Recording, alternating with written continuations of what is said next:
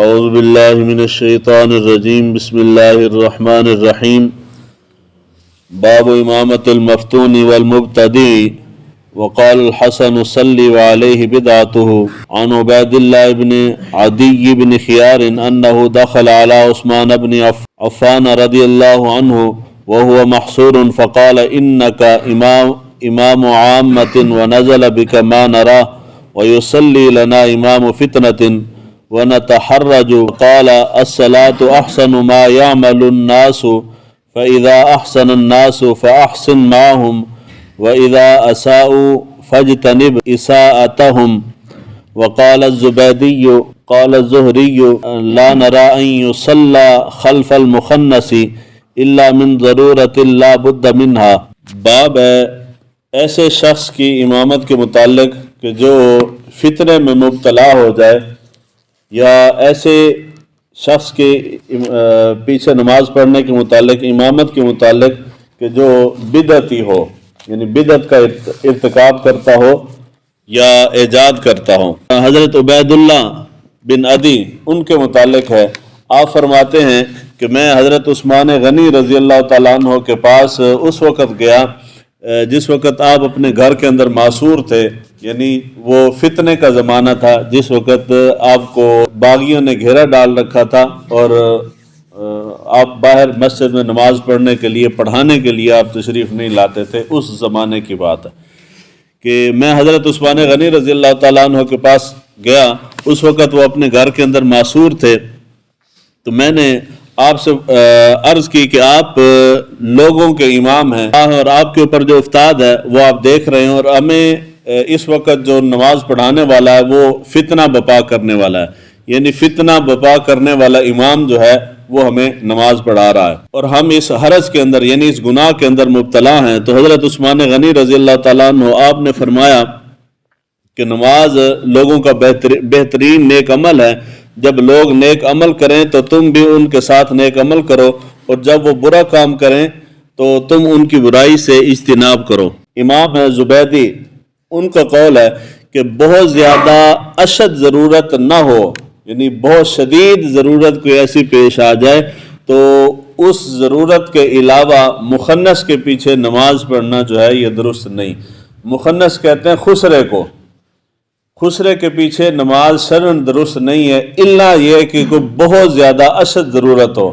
اشد ضرورت سے مراد کیا ہے کہ کوئی بھی ایسا شخص اس وقت اس جگہ پہ موجود نہیں ہے کہ جو امامت کروانے کا اہل ہو یا امامت کروا سکتا ہو. تو یہ خوبیاں اور یہ ساری کوالٹی جو ہے یہ کسی خسرے کے اندر پائی جائیں تو اس کو نماز پڑھانے کے لیے کھڑا کیا جا سکتا ہے، وگرنہ عام حالات میں اس کے پیچھے نماز پڑھنا درست نہیں ہے. یہاں پہ دو الفاظ ہیں. باب امامت المفتونی، مفتون کہتے ہیں ایسے شخص کے متعلق، ایسا شخص کے جو فتنے کے اندر مبتلا ہو جائے.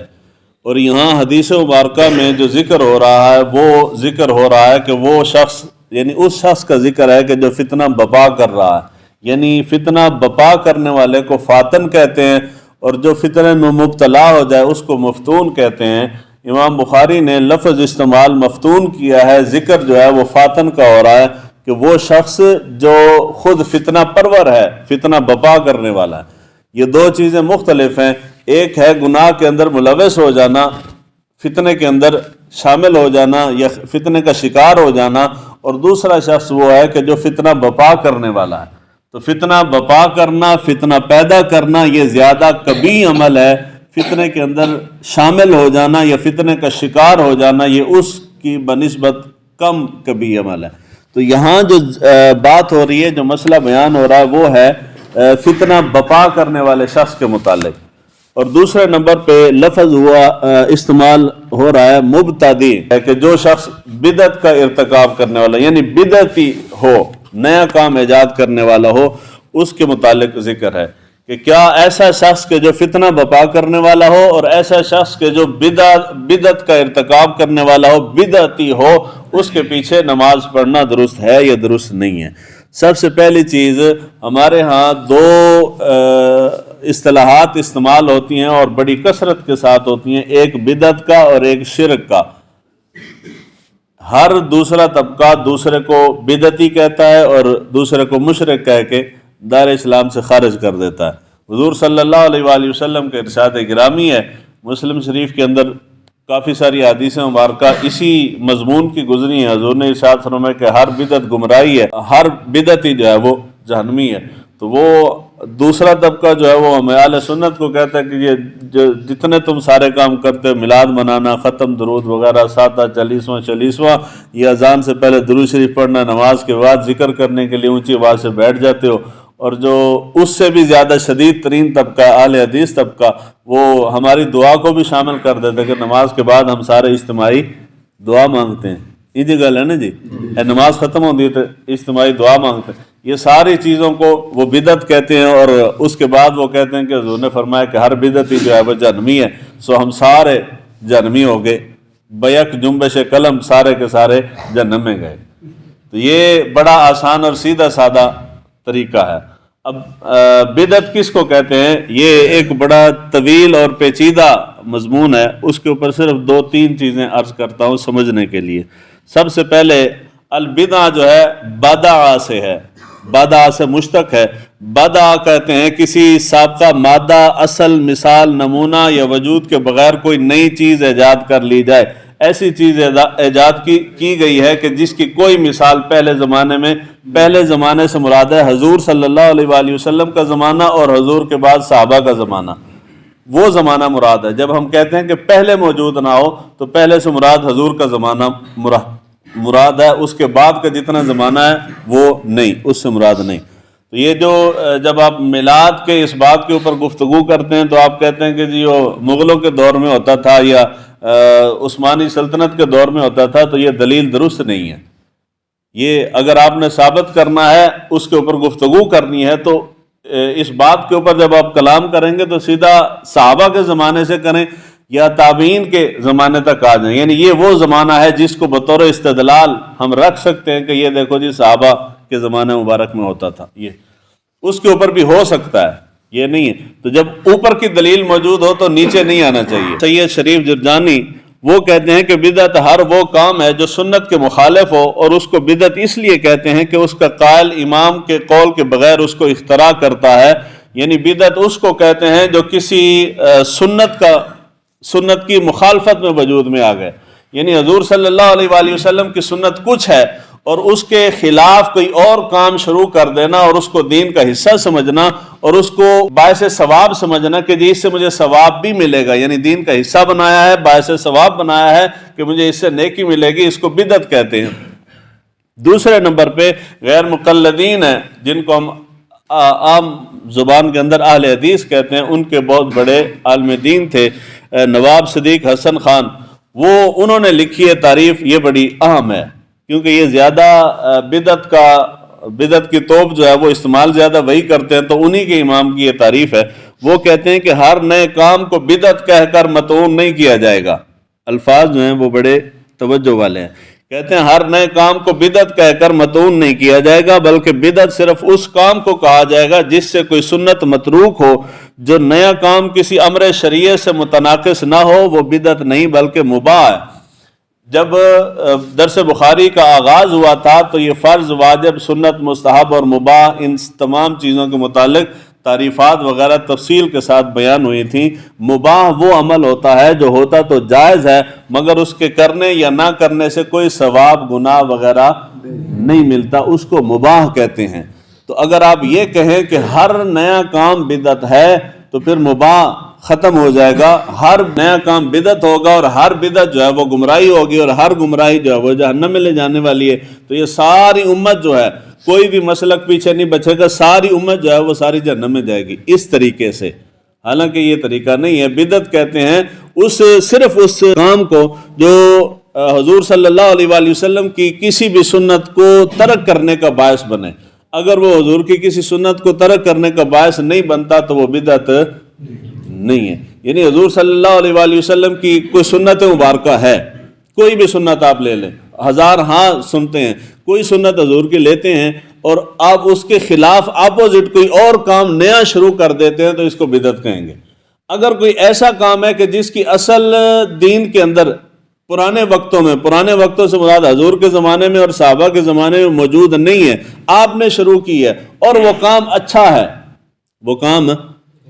ہے مگر اس کی اصل حضور کے اور صحابہ کے زمانے میں موجود نہیں ہے اچھا، تو اس کو یہ جہنم میں لے جانے والی بدعت اس کو نہیں کہیں گے۔ بدعت ضلالہ جو ہے وہ نہیں کہیں گے بلکہ بدعت حسنہ کہیں گے، اچھی بدعت کہیں گے۔ اس کے اوپر مثال ہے نماز تراویح کی۔ نماز تراویح جو ہے حضور صلی اللہ علیہ وآلہ وسلم کے زمانے مبارک میں نماز تراویح کی یہ شکل اور یہ ہیئت نہیں تھی۔ حضرت عمر فاروق رضی اللہ تعالیٰ عنہ نے اس کا آغاز فرمایا اور آپ نے اس کے متعلق مسلم شریف کے اندر حدیث مبارکہ، شاید بخاری کے اندر بھی ہو، حضرت عمر فاروق رضی اللہ تعالیٰ عنہ نے فرمایا تھا کہ یہ اچھی بدعت ہے، یعنی خوبصورت بدعت ہے۔ تراویح کی اصل تو حضور سے ثابت ہے ہی لیکن اس شکل میں نہیں تھی، تو اس طرح انہوں نے منظم کیا، ترتیب کے ساتھ جماعت شروع کروائی، تو انہوں نے دیکھا تو دیکھ کے کہا کہ یہ اچھی بدعت ہے۔ حقیقت میں حقیقی معنی میں یہ بدعت نہیں تھی، عام عرف میں آپ نے اس کو بدعت کہا ہے۔ تو اگر ہر بدعت جو ہے وہ جہنم میں لے جانے والی ہے تو حضرت عمر فاروق رضی اللہ تعالیٰ عنہ کے زمانے سے لے کے آج تک جتنے لوگ جماعت کے ساتھ تراویح پڑھتے رہے وہ سارے کے سارے جہنمی ہوئے۔ انجی ہے نا جگہ، یعنی بالکل آسان سیدھا سادہ سا طریقہ ہے۔ اگر اس طرح جہنمی بنانا ہے تو یہ کل امت جو تراویح پڑھتی آ رہی ہے یہ سارے کے سارے جہنم میں گئے، تو جنتی صرف وہ بچیں گے جو رات کو ہمارے پیچھے تراویح کوئی نہیں پڑھتے، وہ سارے جنت میں جائیں گے، ہم سارے جہنم میں جائیں گے جو پیچھے گھنٹہ کھڑے رہتے ہیں۔ تو یہ جو طریقہ ہے، یہ تعریف جو ہے یہ تعریف غلط ہے۔ تعریف یہی ہے، بدعت کی دو قسمیں ہیں، بدعت حسنہ اور بدعت سیئہ، یعنی ایک اچھی بدعت ہے ایک بری بدعت ہے۔ اچھی بدعت وہ ہے کہ جو دین کے کسی بھی کام کی مخالف نہ ہو، حضور صلی اللہ علیہ وآلہ وسلم کی کسی سنت کی تارک نہ ہو، حضور کی کسی سنت کی مخالفت کرنے والی نہ ہو، اس کو ختم کرنے والی، متروک کرنے والی نہ ہو۔ ایسا کام اور وہ کام دین کے اندر دین کے کسی کام کو سپورٹ کرنے والا ہو، آسانی پیدا کرنے والا ہو، تو وہ اچھی بدعت ہے، اس کو کرنا چاہیے۔ اس کی مثال ہے قرآن مجید فرقان حمید کے اوپر اعراب جو ہیں یہ لوگوں کی سہولت کے لیے لگائے گئے ہیں، عربی ہو عجمی ہو سارے آسانی سے سہولت کے ساتھ اس کو پڑھ سکتے ہیں۔ اگر اعراب نہ لگے ہوئے ہوں تو پڑھنا دشوار ہے، مشکل ہو جاتا ہے، حالانکہ یہ اعراب لگانا سارے کا سارا بدعت ہے۔ یہ حضور کے زمانے میں نہیں تھا۔ حضرت عثمان غنی رضی اللہ تعالیٰ عنہ کو جب شہید کیا گیا تو جس قرآن مجید کی آپ تلاوت فرما رہے تھے وہ قرآن مجید آج بھی ترکی کے اندر میوزیم کے اندر پڑا ہوا ہے۔ اگر آپ قرآن مجید اٹھاتے ہیں اس کے اوپر آپ کے خون مبارک کے دبے نشان بھی موجود ہیں قرآن مجید کے اوپر، تو وہ قرآن مجید آپ اٹھا کے دیکھتے ہیں اس کے اوپر کوئی اعراب نہیں ہے۔ رسم الخط بھی یہ نہیں ہے جس رسم الخط کے اندر ہم پڑھتے ہیں، یعنی فونٹ یہ نہیں ہے، وہ فونٹ بھی اور ہے۔ تو اگر اس رسم الخط کے اندر قرآن مجید لکھا ہوا ہو اور اعراب کے بغیر لکھا ہوا ہو تو ہم میں سے کوئی حافظ بھی نہیں پڑھ سکے گا، مشکل ہو جائے گا۔ تو یہ ہے تو بدعت ہے مگر اچھی بدعت ہے۔ اس کو کیوں اچھی بدعت ہے؟ اس لیے کہ اس سے دین کو سمجھنے میں آسانی ہوتی ہے۔ اس کے بعد آپ درس نظامی پڑھتے ہیں تو درس نظامی کا آغاز جو ہے وہ صرف اور نحو سے ہوتا ہے۔ علم ہے، صرف ایک علم ہے، نحو ایک الگ علم ہے، جداگانہ علم ہے۔ تو جب تک یہ نہ پڑھیں درس نظامی، یعنی درس نظامی کے اندر کامل عالم دین وہی ہے جس کو جتنا ان دو علموں کے اوپر عبور حاصل ہوتا ہے وہ اتنا زیادہ بڑا عالم دین شمار ہوتا ہے۔ تو وہ صرف نحو لازمی چیز ہے۔ کسی بھی بورڈ کے اندر آپ جا کے درس نظامی پڑھتے ہیں تو وہ صرف نحو سے آغاز کرتے ہیں، حالانکہ صرف نحو پڑھنا بدعت ہے، حضور کے زمانے مبارک میں نہیں تھا، یہ بعد میں شروع ہوا۔ لیکن یہ بدعت ہونے کے باوجود یہ درست ہے، سارے علماء جو اہل سنت کو بدعتی کہتی ہیں وہ بھی صرف نحو پڑھ کے ہی آگے جاتے ہیں، اور جو اہل سنت ہیں یہ بھی صرف نحو پڑھتے ہیں، اہل تشیع ہیں وہ بھی صرف نحو پڑھتے ہیں، یعنی کل مسالک صرف نحو پڑھتے ہیں، اس کے بعد آگے دین کی طرف جاتے ہیں۔ تو سوال یہ ہے کہ پھر آپ کیوں پڑھتے ہیں؟ جتنے علماء ہیں، دینی مدارس کے طلباء ہیں، کسی بھی مسلک کے ہیں، اگر اس طرح سارے بدعتی بنتے ہیں تو یہ سارے کے سارے کہاں جائیں گے؟ جہنم میں۔ تو کوئی بھی عالم دین بھی نہ بچا پیچھے۔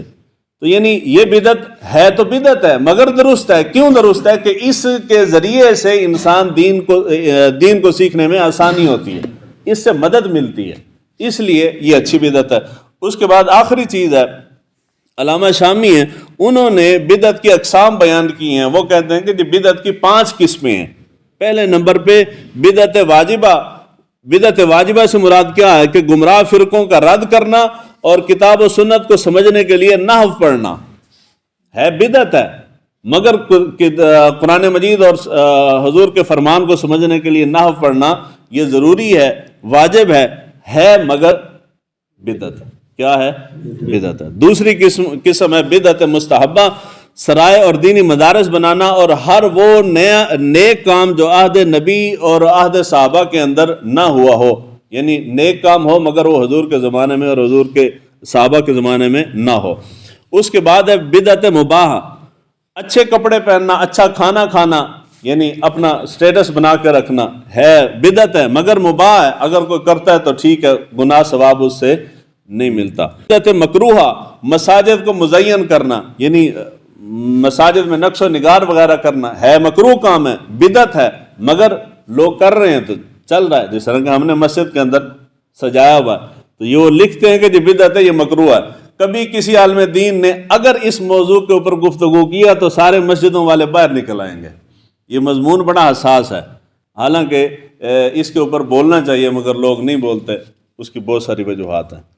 اس کے بعد ہے آخری 5ویں قسم جو بنتی ہے وہ بدعت ضلالہ ہے، وہ نیا کام جو حضور صلی اللہ علیہ وآلہ وسلم کے طریقہ کے خلاف ہو اور اس کو متغیر ہو اور اس کی بنیاد کسی شبہ پہ ہو اور اس کو صراط مستقیم بنا لیا جائے، یعنی حضور صلی اللہ علیہ وآلہ وسلم کی کسی سنت کے خلاف ہو اور اس کو تبدیل کرنے والا ہو اور اس کو نیکی سمجھ لی جائے اور اس کو باعث ثواب سمجھ لیا جائے، تو یہ وہ بدعت ہے جس کے متعلق حضور صلی اللہ علیہ وآلہ وسلم نے فرمایا کہ یہ کام کرنے والا جہنم میں جائے گا۔ گل سمجھ آئی جی؟ یہاں پہ حدیث مبارکہ میں جو مسئلہ بیان ہو رہا ہے یہ تو صرف تھا ترجمۃ الباب کے متعلق گفتگو۔ اب حدیث مبارکہ کے اوپر صرف 2 جملے عرض کرتا ہوں۔ حدیث مبارکہ میں جو ہے کہ جو امام ہمیں نماز پڑھا رہا ہے وہ امام فتنہ، یعنی فتنہ بپا کرنے والا شخص ہمیں نماز پڑھا رہا ہے، تو اس وقت جس نے حضرت عثمان غنی رضی اللہ تعالیٰ عنہ کے خلاف بغاوت بپا کی تھی، اہل مصر کو اشتعال دلا کے حضرت عثمان غنی کے خلاف اس نے بغاوت پیدا کر دی تھی، اس کا نام تھا عبد الرحمن بن ادیس۔ اس شخص نے بغاوت بپا کی تھی اور جس وقت حضرت عثمان غنی کو معصور کر دیا گیا تھا گھر کے اندر، تو مسجد نبوی کے اندر یہی شخص امامت کرواتا تھا، یعنی فتنہ بپا کرنے والا، یہ فتنہ پیدا کرنے والا شخص تھا، یہی امامت بھی کرواتا تھا۔ یا دوسرا قول ہے کنانہ بن بشر کے بارے میں کہ یہ شخص امامت کرواتا تھا، یہ جو ہے یہ خوارج میں سے تھا، یعنی دونوں فتنہ پرور تھے جو امامت کروا رہے ہیں۔ اگر عبد الرحمن کروا رہا ہے تو وہ بھی فتنہ پرور تھا، اگر کنانہ کروا رہا ہے تو یہ بھی فتنہ پیدا کرنے والا تھا۔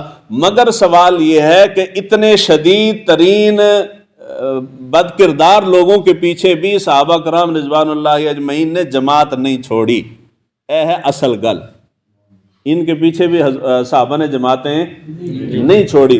مروان بن حکم کا نام آپ نے اکثر سنا ہوگا۔ مروان بن حکم وہ شخص ہے جس کے پیدا ہونے سے پہلے حضور نے لعنت کی ہے اس پہ، اور یہ حضرت عثمان غنی رضی اللہ تعالیٰ عنہ کے خلاف بغاوت پیدا کرنے والا سب سے پہلا شخص ہے آپ کے رشتہ داروں میں سے ہے، اور کئی صحابہ جلیل القدر صحابہ کا قاتل ہے، ان میں سے حضرت عبداللہ بن زبیر رضی اللہ تعالیٰ عنہ وہ بھی شامل ہیں۔ ان کو قتل کرنے والا مروان تھا، اور مروان نے آپ کو قتل کر کے آپ کی لاش کسی رستے کے اندر درخت کے ساتھ لٹکا دی تھی، 10 دن تک لاش لٹکی رہی ہے۔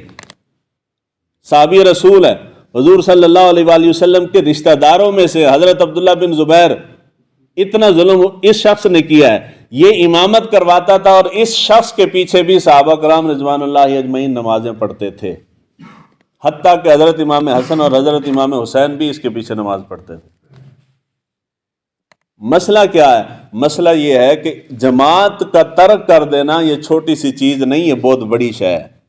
یہ جو ہم نے سوچا ہے نا کہ جی کوئی تھوڑا چھوٹا موٹا مسئلہ ہو تو ہم نماز پڑھنا چھوڑ دیتے ہیں، یہ یعنی اتنے متقی پرہیزگار کیا ہم صحابہ سے زیادہ متقی ہیں، یا ہمارا تقویٰ صحابہ سے زیادہ ہے؟ یعنی ہمیں تو دین کے الف بے کا بھی پتہ نہیں ہے۔ میں کھڑا ہو جاؤں، ایک شخص مجھے پسند نہیں اور میں اس کے پیچھے نماز نہیں پڑھتا، ایک سے مسئلے کی اختلاف ہے، میں اس کے پیچھے نماز نہیں پڑھتا، دوسرے کے ساتھ میری کوئی ذاتی چپکلش ہے، میں اس کے پیچھے نماز نہیں پڑھتا، یعنی نماز نہ ہوئی ہے، مذاق ہو گئی۔ دیکھو نا جماعت کی اہمیت کتنی ہے۔ حضرت عثمان غنی کے مخالف ہیں، آپ کو قتل کرنے کے لیے گھیرا ڈال کے کھڑے ہیں، صحابی رسول تابعی ہیں، انہوں نے آ کے پوچھا ہے تو آپ نے اس کو نماز پڑھنے سے منع نہیں کیا، حالانکہ وہ باغی ہیں، بغاوت انہوں نے کیا، آپ کے قتل کے در پہ ہیں، مگر آپ نے اس کو نماز پڑھنے سے نہیں روکا۔ آپ نے فرمایا کہ اگر وہ اچھا کام، نیک کام کرتے ہیں تو تم ان کے ساتھ ہو، اور جب وہ برا کام کریں گے تو پیچھے ہو جاؤ، ان کو اکیلے کرنے دو۔ اس لیے جماعت کو کبھی بھی ترک، کسی بھی حال میں ترک نہیں کرنا چاہیے۔ جماعت کی اہمیت جو ہے وہ بہت زیادہ ہے۔ اللہ تعالیٰ ہمیں دین کو سمجھنے کی توفیق عطا فرمائے۔